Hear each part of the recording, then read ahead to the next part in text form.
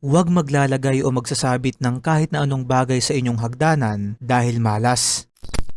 Mga kaibigan, ayon sa lumang kultura ng mga Chinese, partikular na sa feng shui, ay hindi raw magandang magsabit ng mga importanteng bagay sa inyong hagdanan, kagaya na lamang ng mga litrato, diploma, medal, certificate, at iba pang mga mahalagang dokumento dahil sa paniniwalang maaari nitong pigilan at sirain ang positibong enerhiya sa inyong tahanan na dahilan upang magkaroon kayo ng iba't iba at sunod-sunod na problema na pwedeng magresulta upang kayo ay mabaon sa utang. Sa feng shui, naniniwala kasi sila na ang mga hagdanan sa mga bahay ay hindi stable dahil ito ay may hangganan at kapag nilagyan mo ito ng mga importanteng bagay sa iyong buhay ay maaari itong magdulot sa iyo ng tinatawag na emotional strain. Ang magandang gawin ay ilagay na lamang daw ang mga litrato at mga importanteng dokumento na ito sa inyong sala o sa kahit na anong solidong pader upang patuloy na mag-flow ang swerte sa loob ng inyong bahay. Inuulit ko, ito ay isang paniniwala lamang ng mga Chinese at hindi ko sinasabing ito ay totoo, bagkus ay ibinabahagi ko lamang sa inyo ang kaalaman na ito.